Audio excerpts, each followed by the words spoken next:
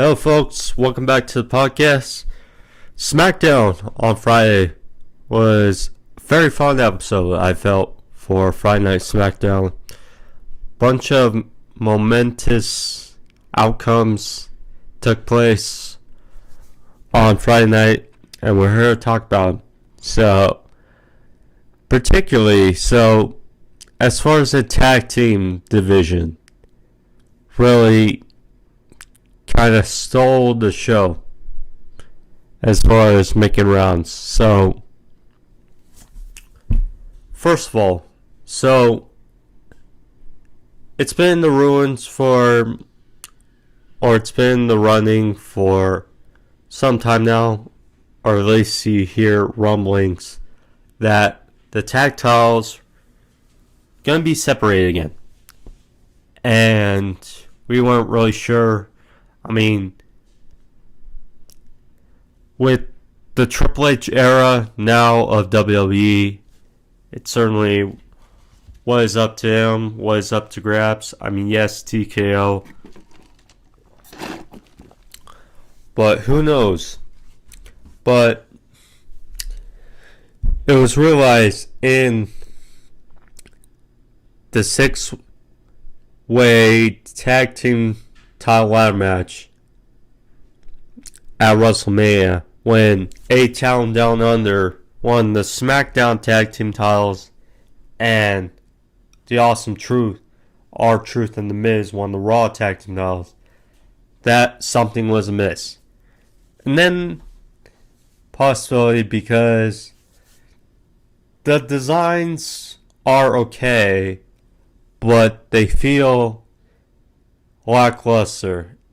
And on the other hand, with the Triple H era now moving for, divisions and stuff, changes were kind of expected to be made. Not nonchalantly, but we saw this past week with Awesome Truth getting new tag team titles and A-Town Down Under on Friday that, changes are there. So first of all, Awesome Truth got new tag titles on Monday on Raw,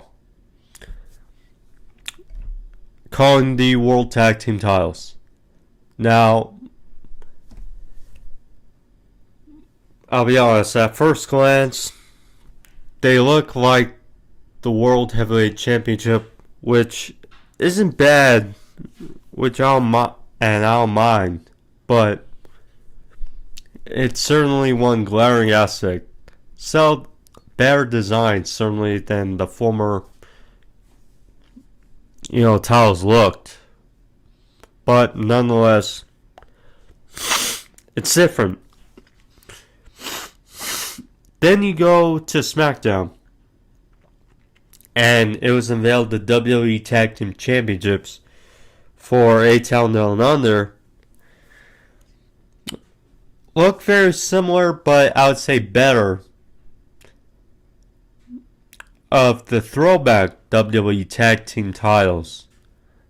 And certainly great and much needed, I felt, for the tag team division. Because, honestly, since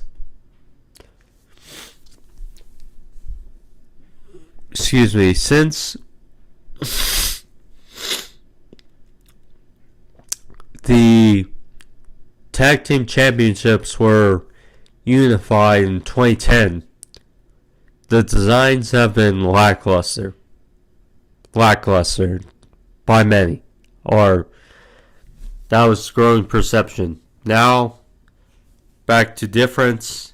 Yes, the WWE Tag Team titles are better, but still great for Awesome Truth and A-Town Down Under, Grace Waller and Austin Theory.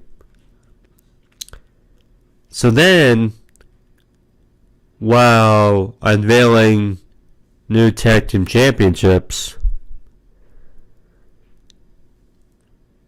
Then a new challenger had to be put in place for said champions, Grace Waller and Austin Theory. So there was a fatal four-way to determine said new challengers up between the Street Profits, Authors of Pain,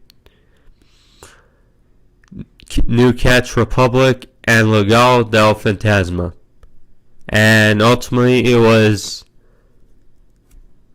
Street Profits representing the Pride with Bobby Lashley and B-Fab, that Street Profits will now take on Austin Theory and Grace Waller in the future. Not really sure when. Could be Backlash, could be sooner than that. Either way, it's set up to be a fun match between Street Profits and Austin Theory, Grace Waller, especially with the draft on the horizon. We'll see. Then, well, first, we'll get to the main event in a bit, but so also we saw not much of a segment, but we saw some building up still between Damage Control and Jade Cargill and Bianca Belair.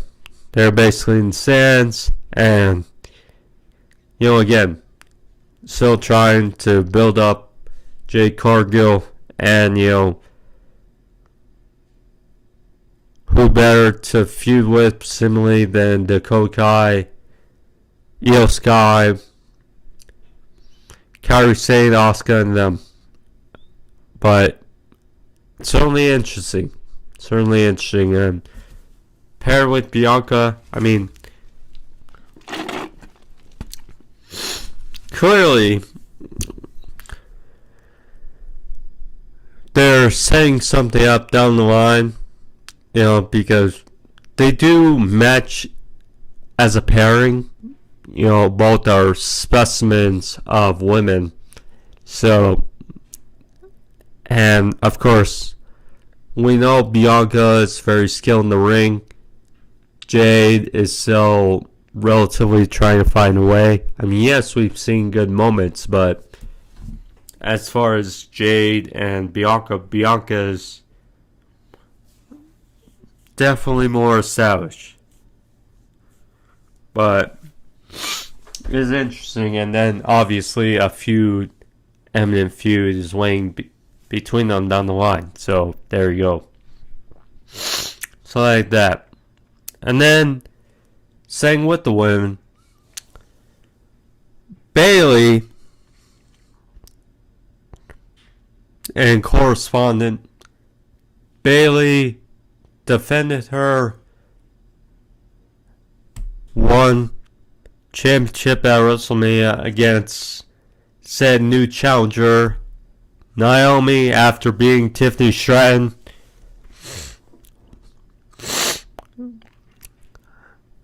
Set to challenge Bayley in what was a fine match, but in the end, said Tiffany Stratton caused ruckus at the end of the match, and basically it was a no contest.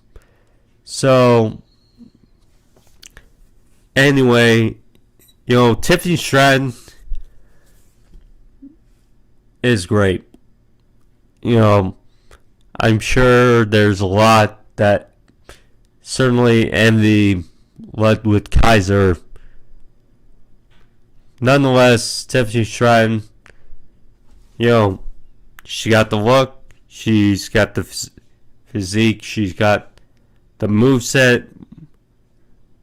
She's definitely more established, I feel, as a wrestler than Jade Cargill.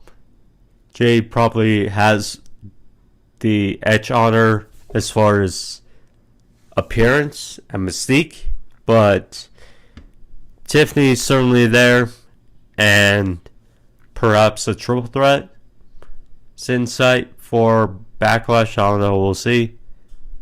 But otherwise, if Tiffany's not holding a championship anytime soon, because the money is certainly there with Tiffany, and if not, she's certainly a favorite for Money in the Bank this season or this year. We'll see. But the main event, which was a good one to see, and I would say better than their WrestleMania match, was LA Knight versus AJ Styles to determine who would face Cody Rhodes for the Undisputed Universal Heavyweight or WWE Championship at Backlash. It was a very good match, but ultimately,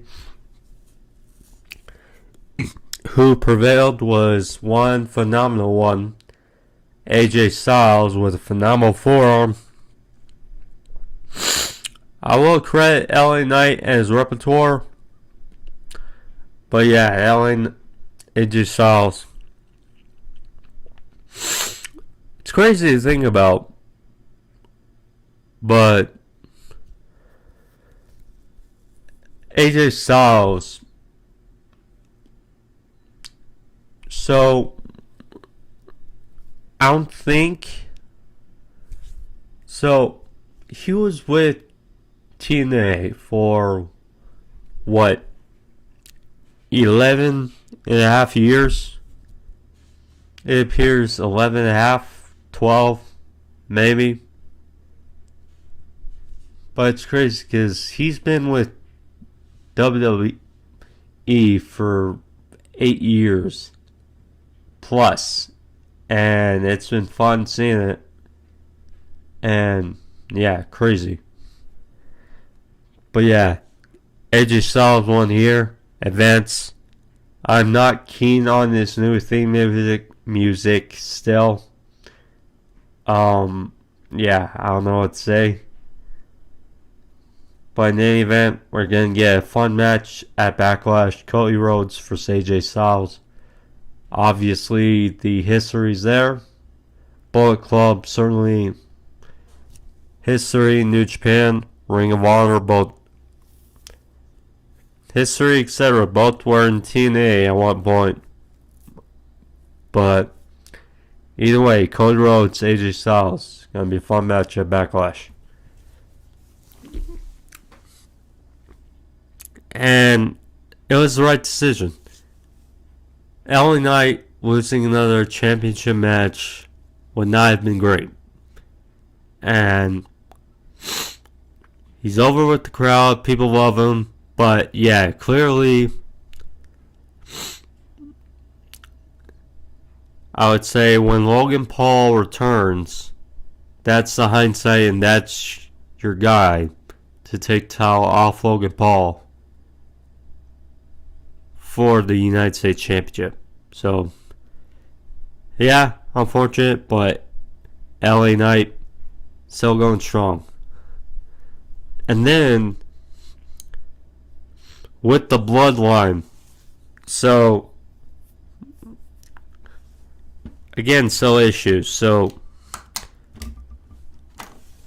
last week there was confusion about Solo and Tama Tonga, and that attack on Jimmy Uso. Now this week, Tama Tonga assaulted Kevin Owens, and apparently it was shown that his ride was crashed into Kevin Owens' vehicle, and Nick Aldis was not too pleased about it to Paul Heyman. Paul seemingly looked perplexed. Like, how the bloodline festivities are kind of getting out of control. But yes, Tama Tonga assaulted Kevin Owens. He was shown bleeding off the side of his head. And yeah, so ate it, and thus all had the one point to the sky. And it's weird experience now with Tama Tonga paired with Solo A by Paul Heyman. It's different. You know, there were "We Want Roman" chants, and it's going to be unique when he returns. It's going to be unique. But yeah, that is my quick little recap and insight on SmackDown for you guys. Hope you guys enjoyed it.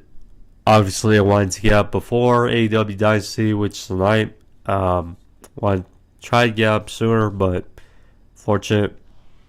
But anyways, guys, hope you all enjoy it. Thank you guys. See you guys next time.